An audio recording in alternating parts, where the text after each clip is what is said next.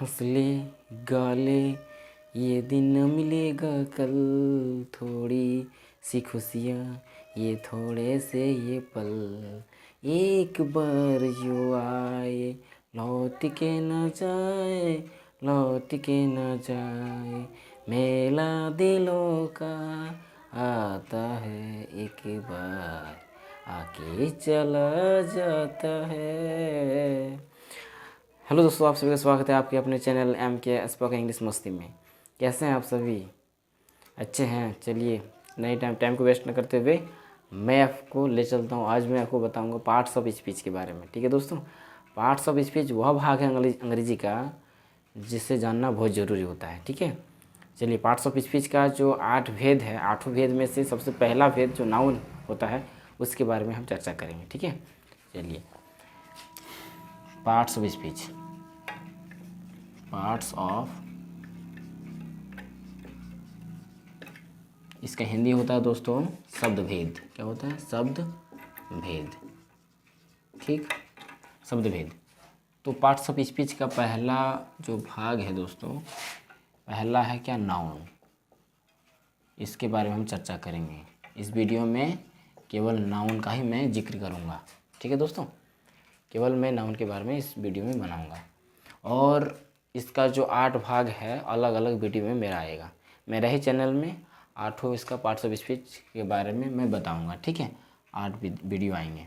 चलिए सबसे पहले नाउन के बारे में हम बताएंगे। नाउन किसे कहते हैं इसका पहले डिफिनेशन हम लिखा देते हैं आपको। ठीक है, देखिए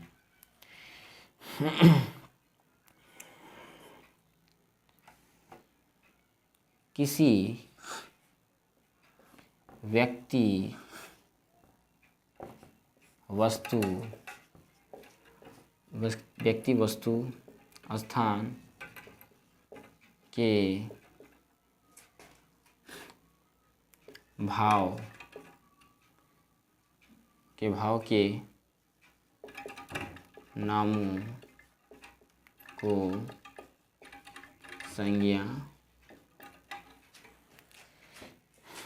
कहते हैं।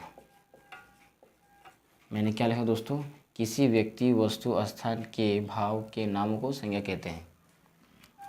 जैसे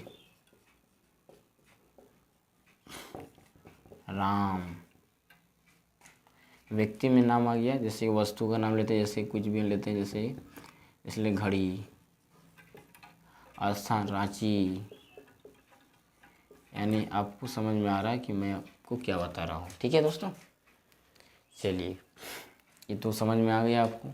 अब मैं आपको बताऊंगा भेद कि नाउन के कितने भेद होते हैं। ठीक है, चलिए काइंड्स ऑफ नाउन।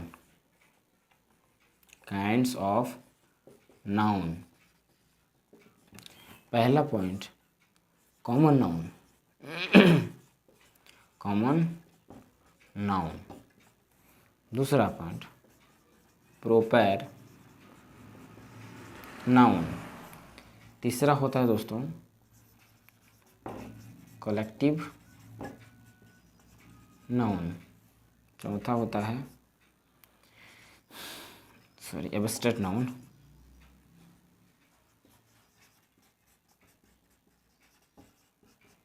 टी है दोस्तों एब्स्ट्रैक्ट। पांचवा नंबर हो जाता है आपका मटेरियल नाउन। हिंदी में नहीं, देखिए इसका क्या होता है। ठीक है, देखिए ना कॉमन नाउन का होता है जातिवाचक, वाचक, संज्ञा। ठीक है, प्रॉपर नाउन का होता है अर्थ हिंदी में, इसको बोलते हैं व्यक्तिवाचक, व्यक्तिवाचक संज्ञा। ठीक है, कलेक्टिव नाउन का हिंदी होता है समूहवाचक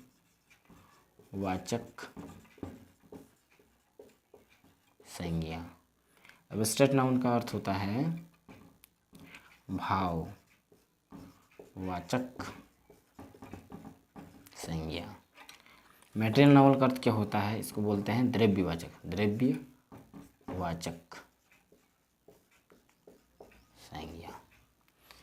ठीक है दोस्तों, आपको तो ये समझ में आ ही गया है। क्या मैं डिफिनेशन बताया मैं पहले, उसके बाद आपको बताया मैंने काइंड्स ऑफ नाउन, यानी नाउन के कितने भेद होते हैं। ठीक है दोस्तों, चलिए अब मैं आपको बताऊंगा कि कॉमन नाउन किसे कहते हैं, प्रॉपर नाउन किसे कहते हैं, कलेक्टिव नाउन किसे कहते हैं, एब्स्ट्रैक्ट नाउन किसे कहते हैं, मैटेरियल नाउन किसे कहते हैं, सब के बारे में हम चर्चा करेंगे एक करके।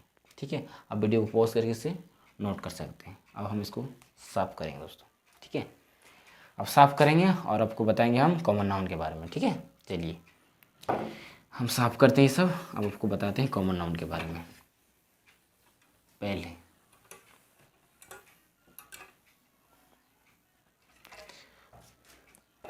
पहले परिभाषा में लिखा दूं, कॉमन नाउन किसे कहते हैं, यानी जाते हुए संज्ञा किसे कहते हैं।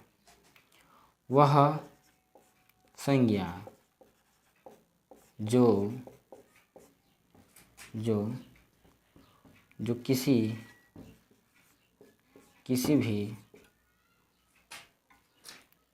भी वस्तु या व्यक्ति के जाति का बोध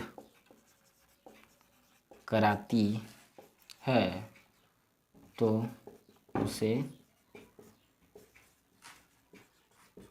कॉमन नाउन कहते हैं। ठीक है दोस्तों, क्या मैंने लिखा, वह संज्ञा जो किसी वस्तु या व्यक्ति के जाति का बोध कराती है तो उसे कॉमन नाउन कहते हैं। जैसे समझिए, जैसे एग्जाम्पल 1, जैसे आपका हम ले लेते हैं, जैसे कि ले लेते पेन, तो पेन का भी जाति होता है दोस्तों, पेन ही पेन, तो हो गया क्या, पेन कॉमन नाउन हो गया। जैसे ले लेते हैं काऊ, गाय ही गाय का ही जाति होता है। फिर देखिए मैन, कैट, चेयर, etc। मुझे उम्मीद है आपको समझ में आ रहा है मैं क्या एग्जांपल लेना चाह रहा हूँ, और मैं ऐसा एग्जांपल ले रहा हूँ, और अब कुछ भी जो भी चीज़ आपको दिखाई दे रहा है सभी कॉमन नाउन है। जैसे पेन, हम जैसे एग्जांपल हम लिए पेन, तो पेन का भी जाति होता है दोस्तों, केवल एक ही पेन नहीं होता है ना, पेन बहुत सारे होते हैं, तो पेन का भी जाति होता है काव। काव में केवल काव ही मतलब गाय बैल का जाति में ही आ गया। ठीक है, मैन हो गया, कैट हो गया, उस तरह चेयर हो गया, सब जाति होता है। ठीक है दोस्तों, अब मैं आपको ले चलता हूँ प्रॉपर नाउन के बारे में। ठीक है, अब इसे मैं साफ कर दे रहा हूँ। अब मैं आपको बताऊंगा प्रॉपर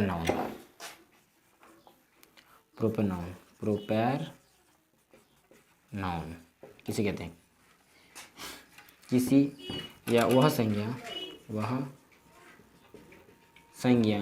जो किसी व्यक्ति के वास्तविक नाम को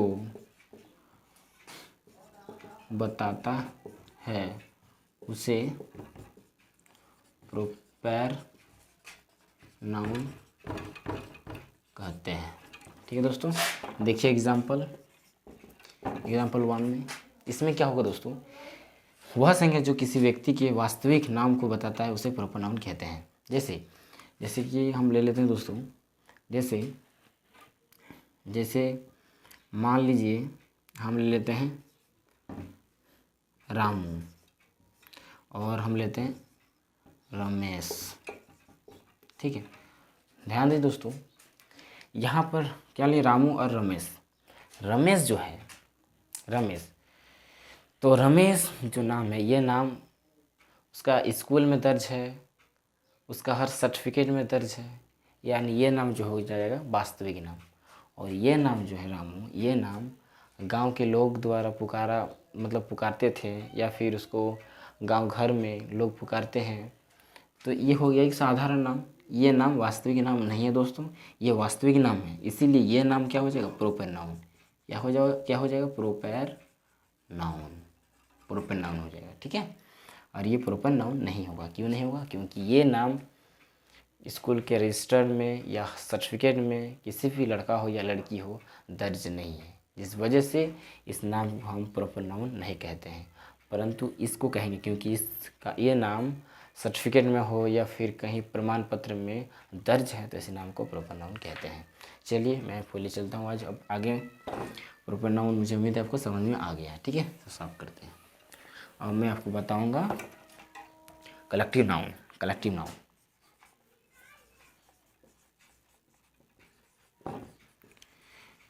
कलेक्टिव नाउन वह संज्ञा जो किसी समूह का बोध कराती है वह कलेक्टिव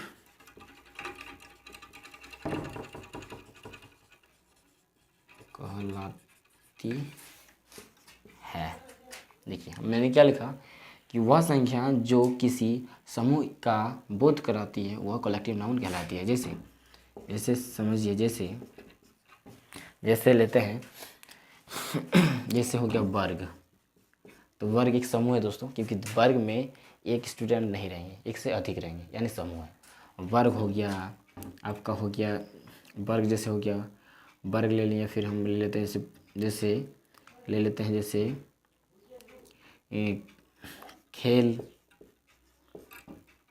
का मैदान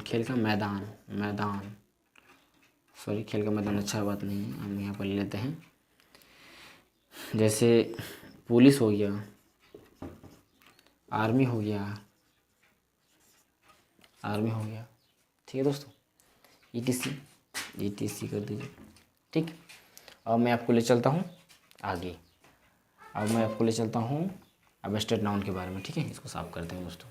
एब्स्ट्रैक्ट नाउन के बारे में मैं आपको बता रहा हूँ दोस्तों। ये चौथा नंबर है एब्स्ट्रैक्ट नाउन।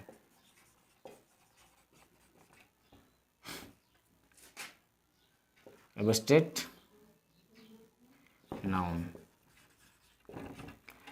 नाउन होता है दोस्तों, जैसे इसको कहते हैं भाववाचक संज्ञा ना। इसको वह संज्ञा जो